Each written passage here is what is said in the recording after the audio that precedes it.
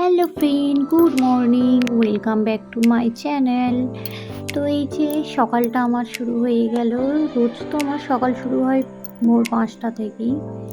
তো ভোর 5টা অত সকাল সকাল উঠে আমি কী করি না করি সমস্ত সব বৃত্তান্ত পরে সব জানিয়ে দেবো। এই যে সকাল সকাল উঠে এই প্যাকেট মশলাগুলো যেমন লঙ্কার গুঁড়ো, হলুদ গুঁড়ো, তারপরে কাশ্মীরি লঙ্কা সমস্ত সব কেটে রেডটার প্যাকেটে দিয়ে রেখে দিচ্ছিলাম।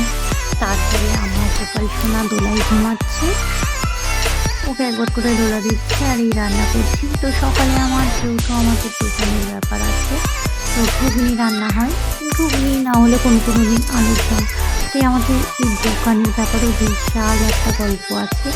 তো তোমরা কমেন্ট করবে যদি কেউ জানতে চাও, অবশ্যই এই নিয়ে একটা ভিডিও বানাবো। তো এই যে সব সুন্দর করে ঢেলে নিলাম, আর এই আবার কাটতে গিয়ে একটুখানি আবার লক্ষ্য করে পড়ে গেছে।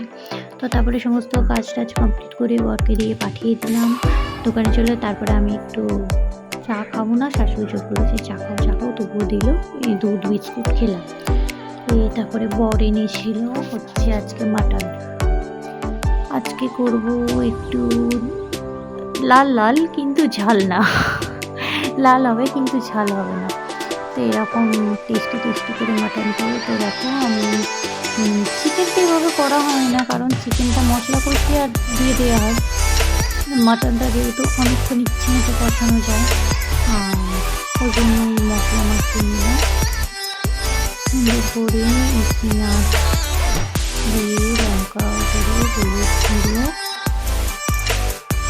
তেল, লবণ সমস্ত সব দিয়ে মাখিয়ে সুন্দর করে ঢাকা দিয়ে দেবো। আর অন্য সময় কী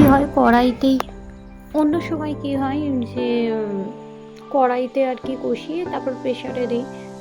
এই 3-4বার করছি কি হচ্ছে, একেবারে প্রেশার কুকারে দিয়ে বেশি করে তেল দিয়ে আর লো ফ্লেমে বা হাই ফ্লেমে যখন যেরকম দরকার আমি ভালো করে কষিয়ে নিচ্ছি।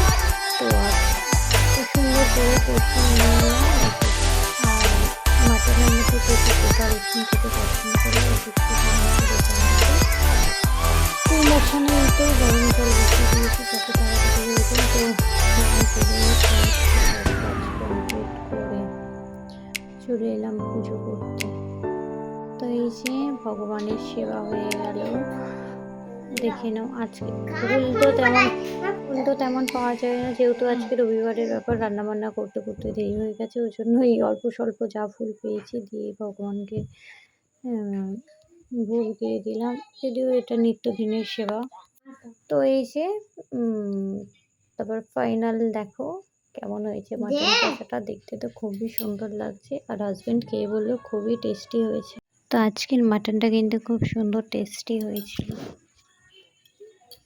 তো ফুল রেসিপি যদি চাও তাহলে আমি পরে বানিয়ে দেব, একটু কমেন্ট করে জানিও।